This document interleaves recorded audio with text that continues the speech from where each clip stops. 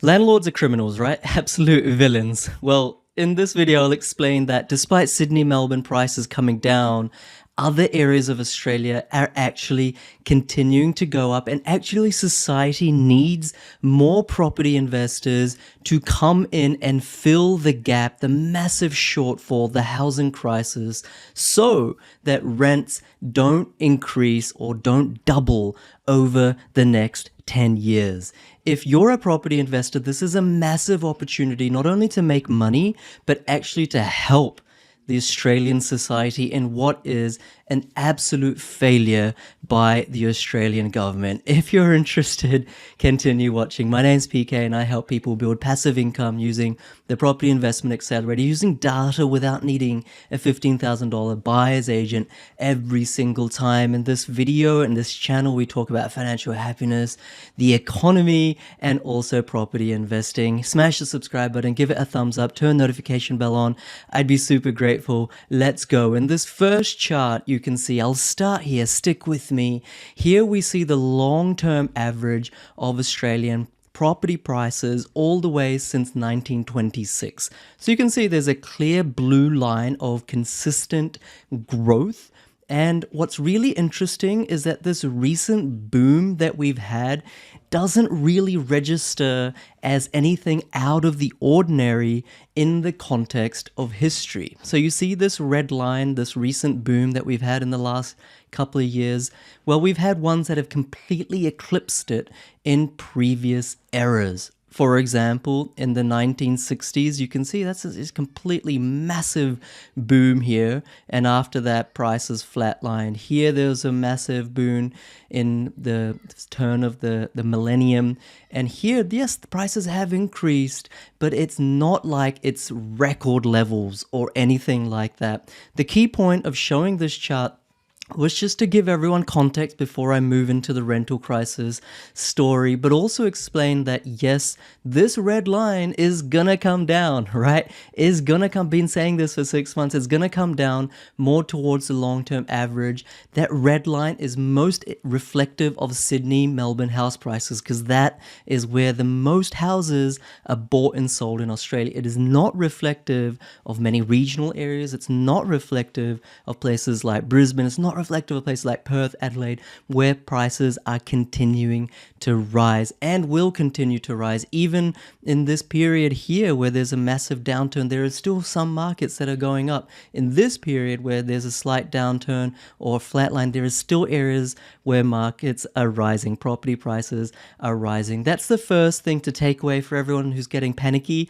about interest rate rises. And the next thing I'm going to say is also quite phenomenal. What we've never had in Australia is a period in which house prices start flatlining or even going backwards like they are in Sydney, Melbourne, but the rental market is an absolute crisis mode. And what I mean by that is rents are increasing 20, 30% every single year. We've never really had that combination before. There are two housing markets. There's the normal housing market, the buying and selling of houses, as everyone knows it, and then there's the rental market. And it's not that every time prices increase in the first market, that rents also increase. These two cycles aren't necessarily related, but right now we're really at an interesting juncture where house prices in many areas of Australia, not all, are beginning to flatline, and Sydney, Melbourne come down, but rents are going through the roof. You can see vacancy rates, which are a good indicator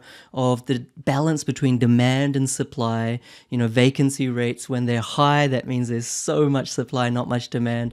And when it's low, it means that there's so much demand and not much supply. Right now, you can see here the average of 6 capital cities. We are at the lowest vacancy rate we've been at since 30 years, or even more than 30 years. It's actually record levels, okay? This chart just goes back 30 years. This is all ABS data, by the way, as was the previous chart, all from AMP Capital as well. And so you can see right now that Sydney, Melbourne house prices definitely are going backwards, but rents are increasing. And I would like to add that regional areas are even worse. So whereas Melbourne and Sydney and the average of capital cities are hovering between 1 and 2%, regionals, in some regionals like Bundaberg, for example, and other areas, it's actually zero. Parts of Townsville are zero. Parts of other regional New South Wales are zero. It's not a smiling matter, actually. It's actually a complete government disaster. And I'll get to that in a second. But what it means for investors is that just take a deep breath. Rents are rising so fast. That's not good for you as a renter. Completely acknowledge that. But you need more investors to come in and give more supply. You need more houses to be available for rent. Who does that? The government doesn't do that. It's investors, the private sector that does that. So everyone who blames investors, actually we need more investors. And I'll get to that in a second. But right now, there are just not enough investors investing in the property market. And this is the opportunity, once in a lifetime opportunity for property investors to really increase their passive income if you're already a property investor. And if you're just getting in, you know, all those rate rises that you're scared of, well, they are largely being offset and then some in many instances by this huge rental increase, 10, 20, 30% every single year. And so you might be wondering, PK, well, that's great for investors new and old, but what about the poor tenants? You know, their rent is rising. I get it. It's not fun for rents to rise, but they can afford it. They can afford it. Not everywhere. Of course, there's always anecdotes of anomalies and extremes, and it's not a good thing. But check out this chart once again. This is ABS data. Proportion of family income retired to meet the weighted average median rent. Okay, so back in 2002, it was around this 22%. And then leading up to 2010, after the GFC, it spiked all the way up to 26%. That means you needed to rent to spend 26% of your median income, okay? And it was still affordable. And that has consistently come down since that time, okay? It's easier and easier and easier for renters to rent. And now it's starting to pick up. But there is still so far to go before this becomes unaffordable. Now, get this stat. Once again, this is from the ABS. More than 75% of people who rent in Australia spend less than 30% of their disposable income to pay their rental. Okay, more than 75% of people, so a vast majority of people who rent in Australia, they spend less than 30% of their disposable income to make those weekly rental repayments. That is the affordability threshold. When you're starting to pay more than 30, 35, maybe even 40% at an extreme, that is where, families start to really feel it and it affects them economically, household budgets. But we're so far away from that. We're not even where we used to be in 2010. You could go up another almost, you could say 50% before it starts to really, at an aggregate level, be a concern for renters. So what does that mean? For investors, it means that rents can rise. Okay, it can rise without it materially destroying the economy. And so there's a problem to solve here. This market needs more houses. It needs more investors because there's just not enough investor housing for tenants. Money is made in life in any sphere when you solve a problem. Investors right now can solve that problem, that rental crisis, that rental affordability problem by investing in property, getting that rent rise, and making passive income whilst providing social housing, whilst providing housing to society, I should say, because most of society doesn't have enough housing. Why? This chart by Matusik, government, which is the left-hand side axis, renter by proportion.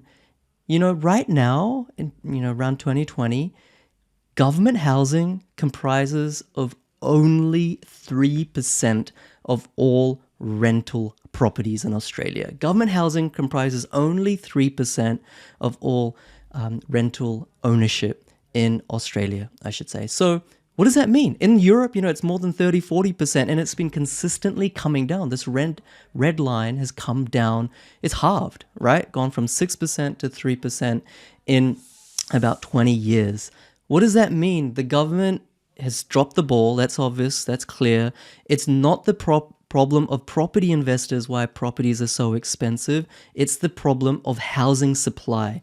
The government hasn't provided enough housing supply, so private landlord ownership needs to rise to fill that gap.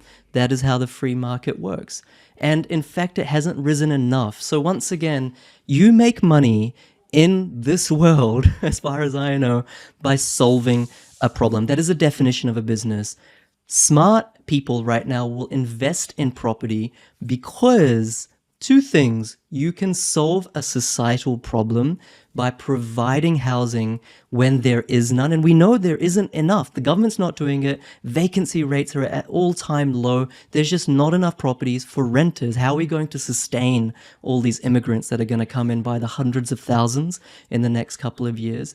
And the second reason why you should invest in property right now is that these rental increases, because of this rental crisis, because of this low stock availability, because of this low vacancy rate, that means rentals will increase. The rental you get every year is going to go up 20, 30, 40%. Of course, it depends on the location. That is going to offset, in most cases, the interest rate rises. And when interest rates rises start to stop, and in fact, interest rates start to plateau, even come down, let's say next year or at the back end of next year, your rent's not going to come down, right? Because there's still this problem. Okay, there's still this problem.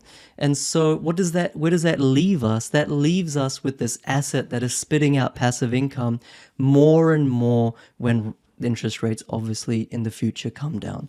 So, I mean, I've tried to argue this in a balanced way, showing data. You tell me if you disagree with me, feel free to do that.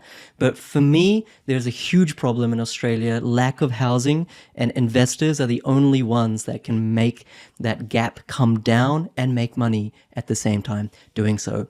But understand more of this. Join my Facebook group, 20,000 people there, link in the comments.